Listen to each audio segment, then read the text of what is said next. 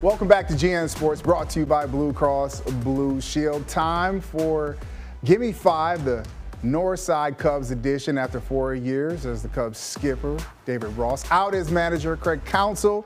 He is your new guy on the North Side, and joining us tonight is Evan Altman from Cubs Insider. EA, man, thank you for jumping on with us tonight, man. I want to get your initial reaction once you heard about the Counsell news breaking earlier today. I was absolutely shocked. There's no other way around it. For a few reasons. We saw the reports start to come in. Hey, the Guardians hired Stephen Vogt. The Mets hired another, and now his name's escaping me, but the Yankees bench coach, right? So the thought was Counsell's going back to Milwaukee, but then it's no, he's going to a team that's already got a manager. And then everybody's throwing out, oh, maybe it's Boston, maybe it's this, maybe it's that. And then you see it's the Cubs, and you're like, whoa, how? And nobody knew it. And it's been done for 24 hours. Like, the agreement was made Sunday morning. And in this day and age where, somebody can be in an airport somewhere and see a bag tag going to a destination and tweet it out as breaking news, and we find out about this stuff, that no one knew about this at all outside of the organization. We talk about Jed Hoyer, moving stealthily, and he's done that with the extensions, but something of this magnitude for the largest contract ever for a Major League Baseball manager is just, it blows me away. And I think that was honestly the most shocking part, then it turned to like, oh, wait, what does this mean moving forward? It was just, the immediacy of it was so wild. Yeah, you talk about how stealth Jed had to be there, but there were certain rules he had to play by in order to make this happen.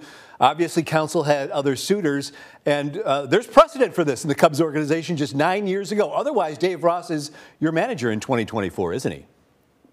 Yeah, I mean, I think that was a big part of it, and Sahadev Sharma's got a great piece over at The Athletic that's got some of the details in there. But when your manager is under contract and you're talking to another manager, you've got to make darn sure that either A, you get your guy, or B, nobody knows about it, right? Because the last thing you can do is be like, oh, hey, David, we were going to replace you, but he went somewhere else, so you're cool coming back, right? That's not really going to play very well. But this does feel really like Ricky Renteria did a really good job on the North Side. I think people felt like he had a good rapport with his players. Things seemed to be meshing really well. But when Joe Maddon became available, it was a no-brainer. You make that replacement. I think having kind of battled against him and seen the things that Counsell has done with the Brewers, who on paper had inferior rosters a lot of times, who didn't have the financial wherewithal that the Cubs do, this was one of those situations. It's less about what Ross was or wasn't, and all about what Counsell is expected to be. All right, now that this is all out there now and everybody's looking at it, you were kind of maybe determining in your head that the Cubs are now going to be big spenders. If you're paying somebody $8 million a year, the Counsell's coming here with the idea like, I'm not here to kind of rebuild. Don't you think do they have the ability now to be able to spend a lot, or do you see them kind of pulling back a little bit and being careful how they build this roster? Well, I think even if you look back to Jed Hoyer's postseason press conference, he talked about how they had spent quite a bit of money last winter, and they wanted to keep that momentum going that they just established right from this past season. We know that despite those improvements, the roster's got holes, right? They may have to replace Cody Bellinger either by bringing him back or by finding somebody else. But that's not all, right? They've now got a spot open in the rotation with Marcus Stroman opting out. They really need to make some impact there. The corner infield spots are a big question mark. So they're going to have to go out and do some things. I don't know that we're looking at them going and, being the Rangers, and signing like $600 million worth of contracts this winter. But they do need to make some meaningful improvements. And I think there's a twofold kind of answer to that, right? The first is you don't make a move like this if you're not going to be very willing to push pretty heavily into the middle and really start taking over and run the NL Central for a while. But at the same time, you're guaranteeing Counsell 5 years.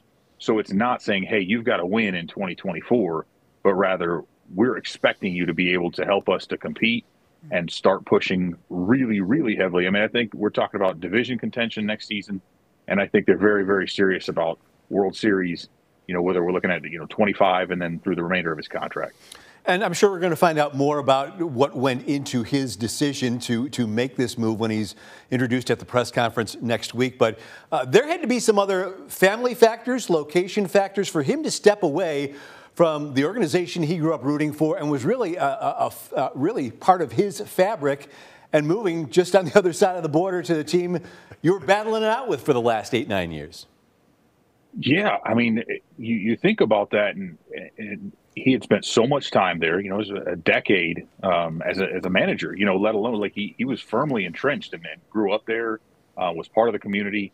I think that was a big part of his reasoning for not joining the Mets, despite having his former GM out there. I think there was a lot of thought that, boy, the Mets are a team that's on the come up. They're trying to be a little bit more legitimate in terms of the way they're doing things from a baseball ops perspective, but I think he didn't want to move out of the Midwest, and the Cubs give him that opportunity. I mean, realistically, the guy could maintain his home, right? Hey, just get an apartment in Wrigley, and you could still be home in the off season. You don't really have to move that far. But obviously, money talks, right? When you're going to say, hey, here's $8 million. Now, my understanding is that the Brewers were willing to make him one of the highest paid managers. I don't think it was close to what the Cubs were going to offer, but there's also something to be said for what the Cubs offer beyond the money that Counsell's going to be making, right? The Brewers were probably never going to move into that upper stratosphere of spending on the roster. And here's a guy who's been able to win in the regular season consistently, and we see this with teams like the Rays a lot of times too. They've got the horses to handle things during the regular season, and then a lot of times it just becomes so difficult. There's not enough depth to survive an injury or two, like what we saw with a lot of the other teams. I mean, look at the Rangers, right? They had to move past some injuries. They lost Jacob deGrom, and then they lost Max Scherzer for a good chunk of the offseason or the postseason.